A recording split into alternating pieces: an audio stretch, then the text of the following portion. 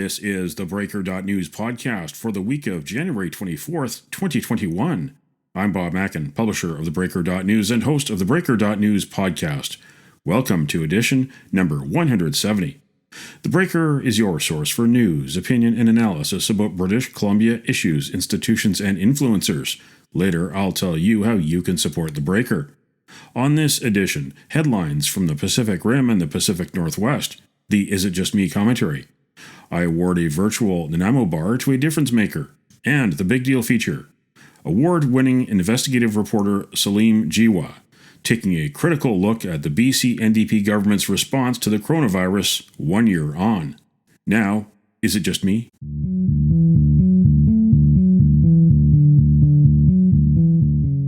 Is it just me, or are you breathing a sigh of relief? The peaceful transition of power in the United States happened after all, 2 weeks after it looked shaky at best. Donald Trump flew away on Air Force One for the last time to Mar-a-Lago. The future of this country has never been better. I wish the new administration great luck and great success. I think they'll have great success. They have the foundation to do something really spectacular. And again, we put it in a position like it's never been before, despite the worst plague to hit since, I guess you'd say 1917, over 100 years ago.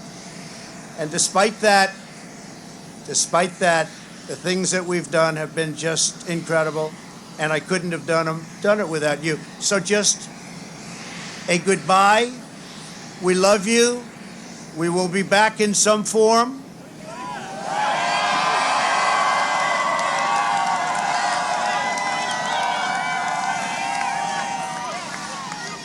And again, I want to thank our Vice President, Mike Pence, and Karen. I want to thank Congress, because we really worked well with Congress, at least certain elements of Congress.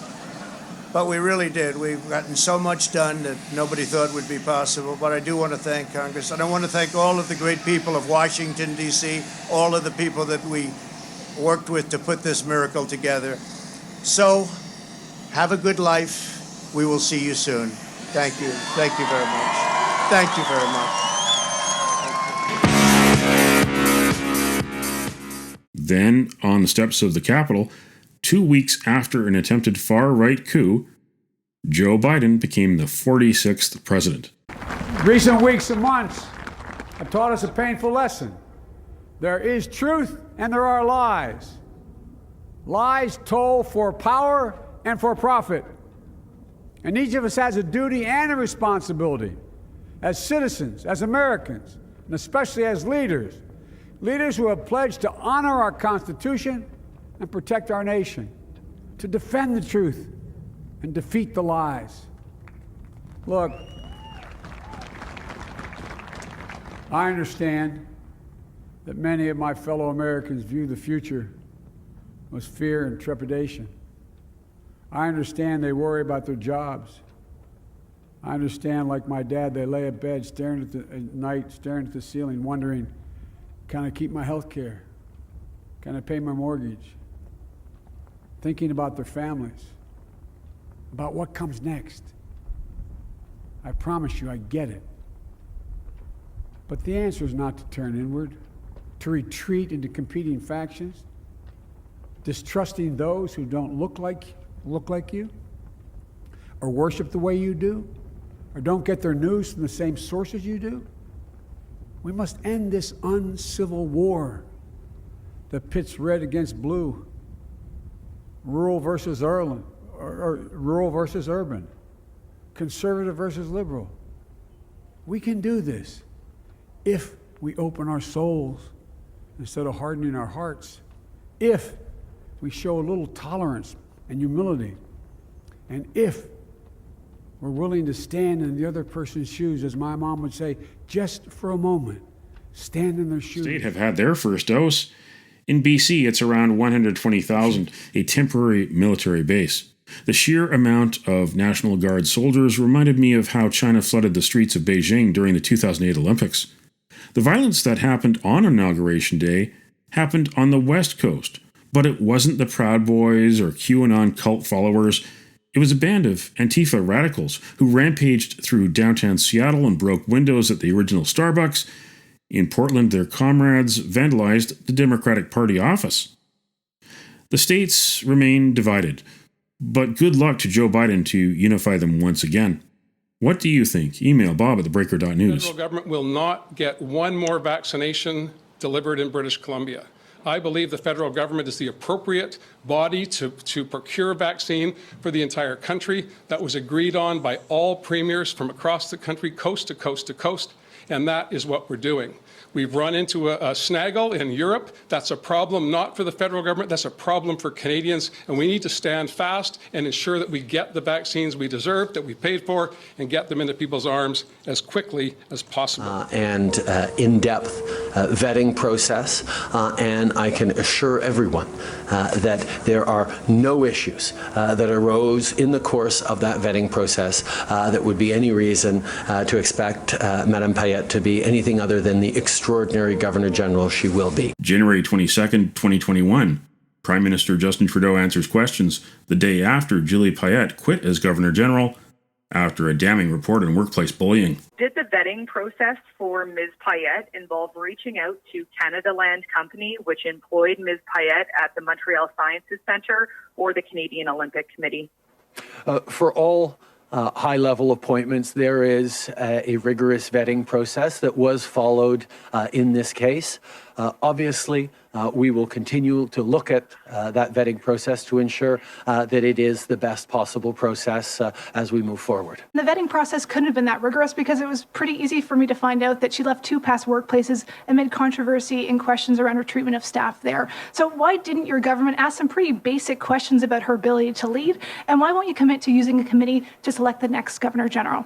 As I said, we are looking right now at processes that can be strengthened as we move forward, and we will have more to say on that as we make decisions. But why not use a committee? Obviously, that did not work the first time. We will continue to look at the best way to select people for the vice-regal appointments. It's an important role for Canadians, and we will look at how we can improve it. I, Justin P.J. Trudeau. No! Sunny ways, my friends. Sunny ways.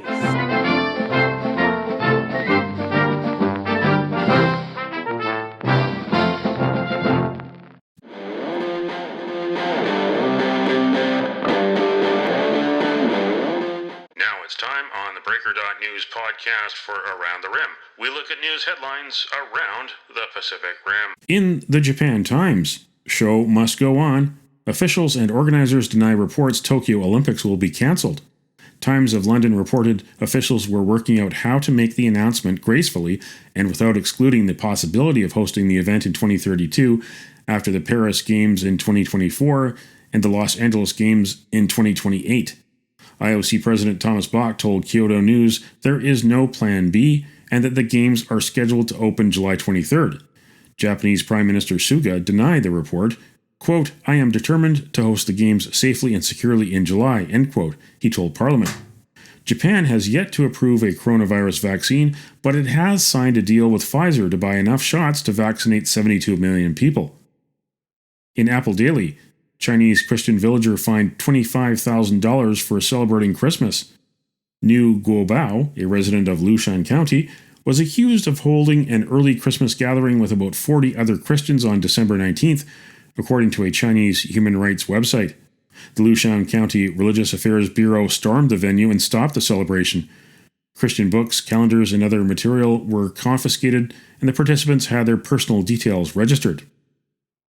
In the New Zealand Herald, America's Cup, UK's former richest man in Auckland as one of 466 other critical workers approved for the event. Billionaire Jim Ratcliffe is lounging on his super yacht in Auckland. It is unclear what now constitutes other critical worker in Immigration New Zealand's eyes, but it does extend to executives associated with the America's Cup team owners and sponsors.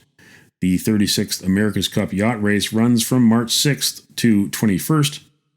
That's Around the Rim on this edition of the Breaker.news podcast.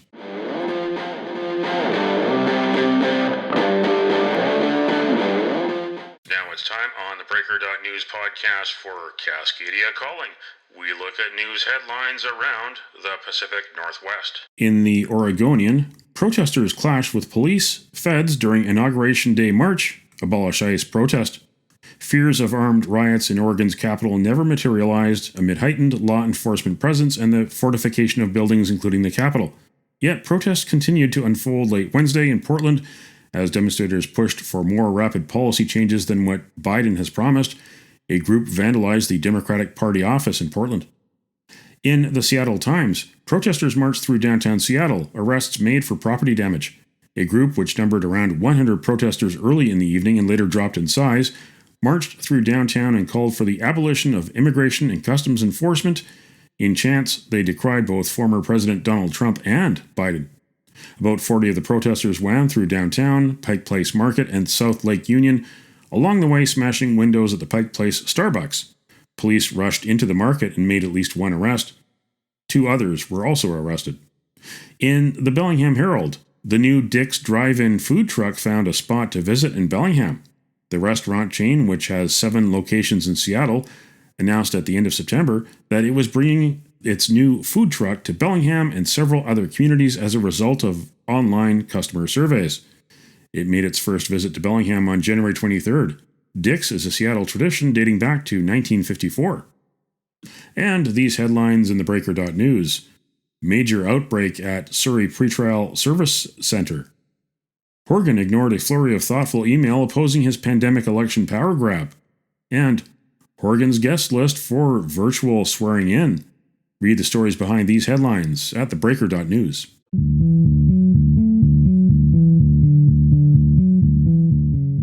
This is the Big Deal feature on the Breaker.news podcast. We're calling it Operation Slowpoke across Canada. This week, there are no Pfizer coronavirus vaccines arriving while the pandemic rages in Ontario and Quebec. Prime Minister Justin Trudeau is in damage control. This is a curveball for his plan to call a snap election this spring. And we continue to work every day, reaching out to the top levels of vaccine companies, including myself being involved, to ensure that we are getting the doses we need. In Ontario, Premier Doug Ford suggested that Trudeau needs to become more aggressive with big pharma CEOs. And that's a direct message to President Biden. Help out your neighbor. You want us all to get along, hunky-dory, kumbaya? Help us out. I'm asking you for help. Meanwhile, on the West Coast, Washington plows ahead. Governor Jay Inslee announced the Evergreen State's next stage of max vaccination. He also set a new goal. We have established a statewide goal to make 45,000 vaccinations for COVID every day available to Washingtonians as soon as possible. This goal is higher than our current vaccine allocation by the federal government by several fold. So we are today vaccinating somewhere between 13 and 15,000 people a day. More than 350,000 people in Washington state have had their first dose. In BC, it's around 120,000. On January 22nd, Premier John Horgan announced BC's plan to vaccinate 4.3 million people between April and September. Teachers and bus drivers were promised spots near the front of the line, but not anymore. They might get their shots before summer if enough supply is available. This plan depends on a consistent supply of vaccine. That vaccine has been disrupted, and next week and the week after will be a challenge for us based on what we had anticipated to receive from the federal government and what they're able to provide us. But I want to say at the outset, blaming anyone for that is not helpful. Blaming the federal government will not get one more vaccination delivered in British Columbia. I believe the federal government is the appropriate body to procure vaccine for the entire country. That was agreed on by all premiers from across the country, coast to coast to coast, and that is what we're doing. We've run into a snaggle in Europe. That's a problem not for the federal government, that's a problem for Canadians, and we need to stand fast and ensure that we get the vaccines we deserve, that we paid for, and get them into people's arms as quickly as possible. My guest this week is investigative reporter Salim Jiwa. Salim Jiwa is best known for the 25 years he spent at the Vancouver Province newspaper, where he covered the Air India tragedy. Award-winning Jiwa wrote the books Death of Air India Flight 182 and Margin of Terror. He is watching the BC government response to the pandemic very closely. You can follow him on Twitter @RealReporter for facts, stats, and perspective you won't get anywhere else. It has been a year since the virus arrived on our shores from Wuhan, China. A man somewhere in Richmond, Vancouver, and the North Shore who returned from the Chinese city reported symptoms on January 26, 2020 to his doctor. He was the first in the province to test positive on January 27, 2020. In BC, the death toll is now approaching 1,200 people. Around the world, almost 99 million people have been infected and over 2.1 million people killed by the disease. The socioeconomic impact, the impact to our communities, to the world has been great. You've been looking for transparency and accountability about how the British Columbia government and its subsidiaries and health authorities have worked throughout this last year. Government communication has been lackluster in this whole equation. It is not only lackluster, Bob, it's concealment, it's obfuscation of data.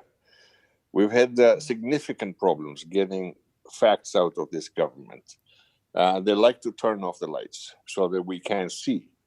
But we have managed to extract information out of them, just as you have. With your Freedom of Information request, you've unearthed some excellent stories.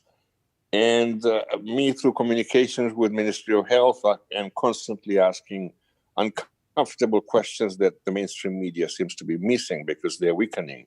The mainstream media is considerably weaker than when I was part of it, and other good reporters were part of it.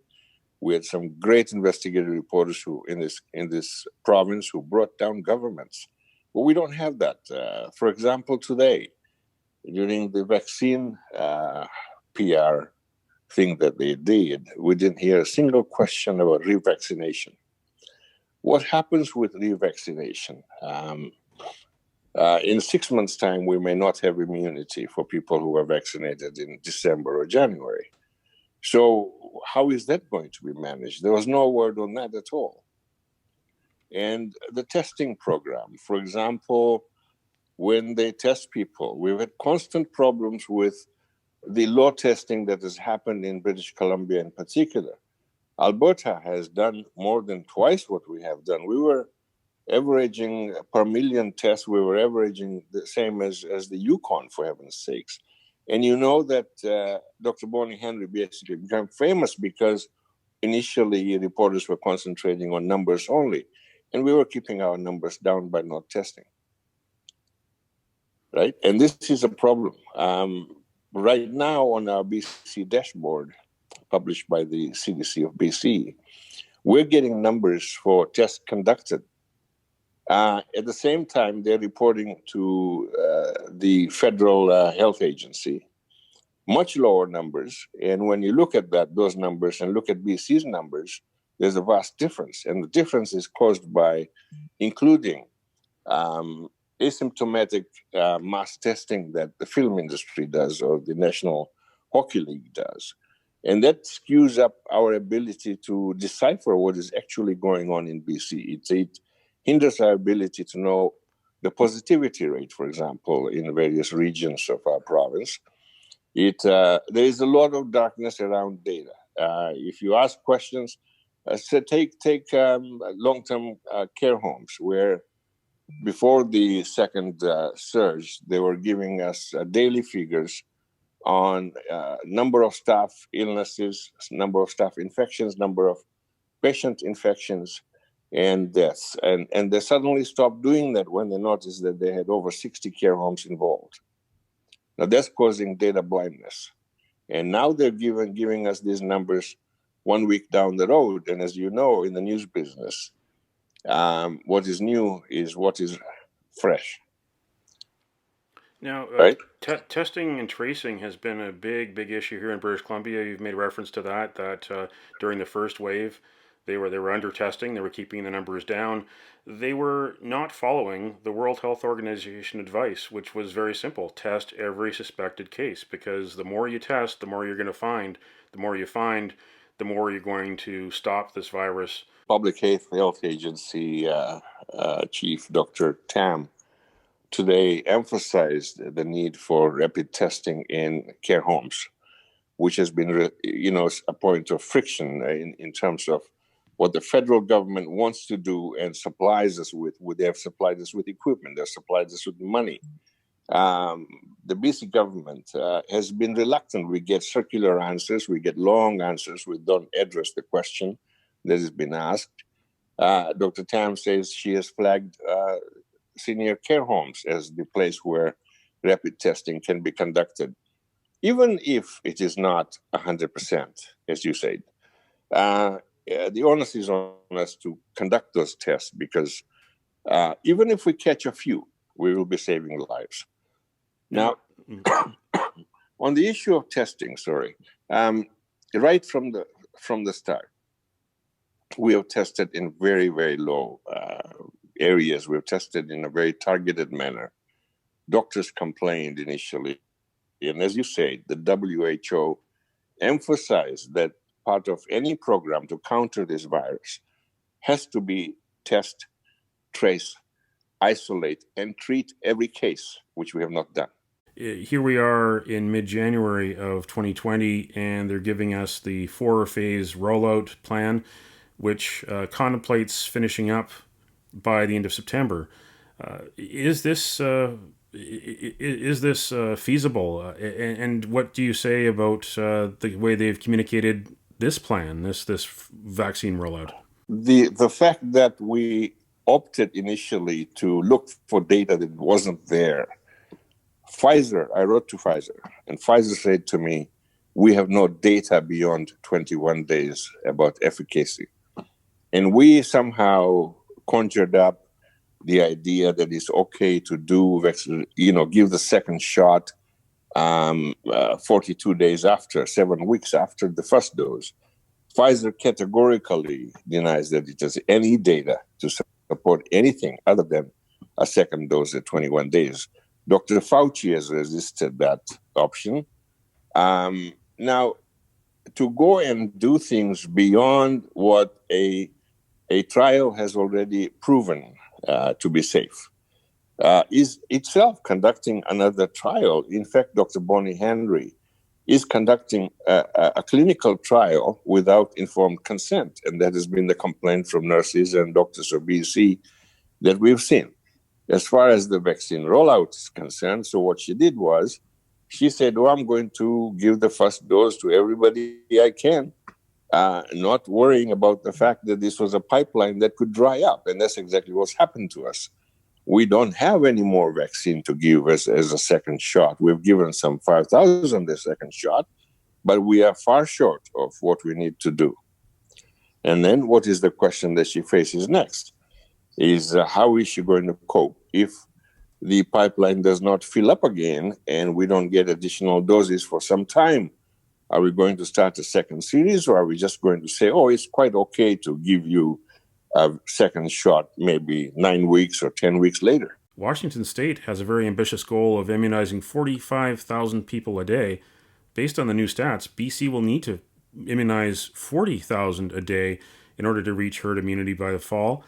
And what we're seeing so far is less than 3,000 shots per day in British Columbia. The stats are showing that King County, where Seattle is, has immunized more people than British Columbia has immunized throughout the province. This is a plan that they've tried to roll out that I think is not going to be feasible with the people that are involved. They've brought Penny Ballum in to take over from Dr. Ross Brown. Other jurisdictions around North America have actually gone to the military, gone to the National Guard in some jurisdictions to bring them on board, and also gone to private companies. Washington State has got Microsoft and Starbucks and Amazon involved. They haven't gone to that effort yet here in British Columbia, where there's wide industry that they could rely on and partner with. They're still in the infancy. They've got a nice plan, a colorful document, but that seems to be all they have so far. Yes, and the totally useless situation where they had this PR set up today where Horgan and Bellum and Dr. Henry turned up. Look, we've not done as well as other governments have done. Israel is a phenomenal example of success. They are now vaccinating 250,000 people per day, and they have turned into a real-life laboratory for us. We know that efficacy is nowhere near where Dr. Bonnie Henry thought it was. We know from Israel that the first shot only gives you 33% or so efficacy. We don't know how long that immunity lasts from the first shot and how long we can actually delay the second shot. As far as rollout is concerned, we haven't done a good job in procuring the vaccines that we needed. How is it that Israel has such a huge supply in exchange for data that they will give to Pfizer? How is it that the United States has got such a good supply of the vaccine? How is it that the UK has a great supply of the vaccine? China, Russia, they're doing their own thing. India is doing their own thing. We haven't. We need a capacity in this country to make our own vaccine. We need a capacity to make our own masks, which we are short of. We were short of swabs. We were short of reagents. We were short of everything. We turned into beggars, for heaven's sakes. It was Alberta that gave us 250,000 N95 masks at the time when we were considering reusing the masks. And this whole thing is a problematic thing. It has not been handled properly in British Columbia. We've been very lucky in that our geography, our distribution of the population, our healthcare has been slightly better than many parts of Canada, and therefore we have suffered fewer casualties. But if you think about what we have suffered in December, we had 460 people die in December in BC, and most of these are seniors. We had over 200 people who have died in BC in January. There's a lot of casualties that we didn't need to have if we had taken care from the very beginning. Where do you think British Columbia stands at this time when there is renewed concern about the UK variant, South African variant, and maybe other new variants that we haven't heard of yet that are spinning around the world, and we're told that they are much more contagious than the regular variants? Well, that's true. We could have a third wave. And not only that, I think because of the number of care homes that are still infected, because of the number of active cases that are still out there within our care homes, I anticipate that we will have a death toll going on well into February and into March, possibly.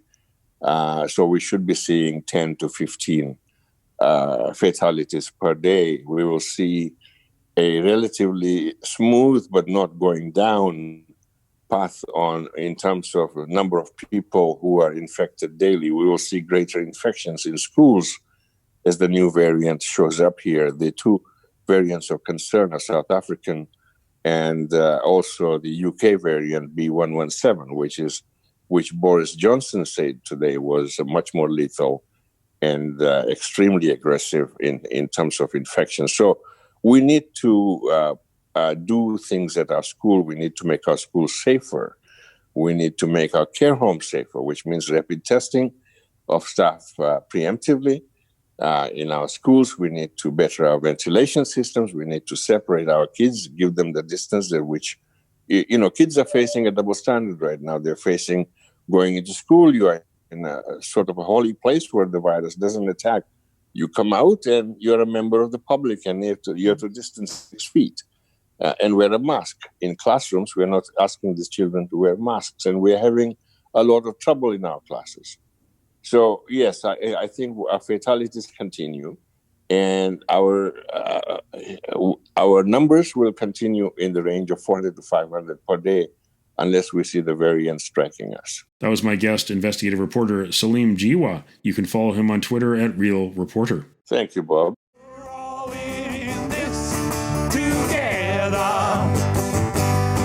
And we've got to pray this stormy weather. You can count on us, woo your neighbor. And we're all in this together. The virtual Nanaimo Bar, brought to you by Spruce Hill Contracting. Every week we end the Breaker.news podcast on a tasty note by awarding the goodness of a virtual Nanaimo Bar to people making a difference.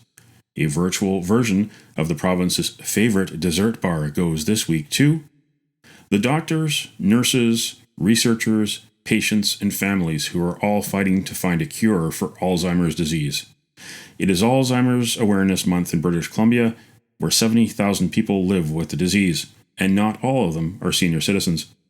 Go to alzheimer.ca to find out how you can help. Nominate someone for a virtual Nanaimo bar. Send me an email to bob at theBreaker.news.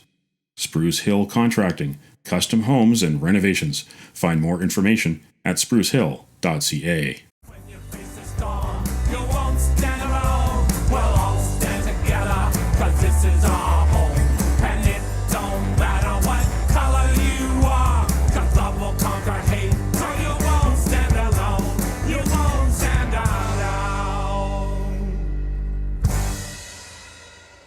That's it for the Breaker.news podcast for the week of January 24th, 2021.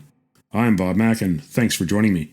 Did you know that on January 24th in 1984, Apple launched the Macintosh computer? The real genius of Macintosh is that you don't have to be a genius to use it. Macintosh, the computer for the rest of us. Now you know. Send me your feedback. Send me your story ideas to Bob at theBreaker.news. Bookmark theBreaker.news. You can also find us at theBreaker.ca. Sign up for the email newsletter and get updates to your inbox. For news as it happens, follow The Breaker News on Twitter and visit theBreaker.news on Facebook. You can support The Breaker for as little as $2 a month. For more information, go to patreon.com/thebreakernews. patreon.com/thebreakernews. Until next week.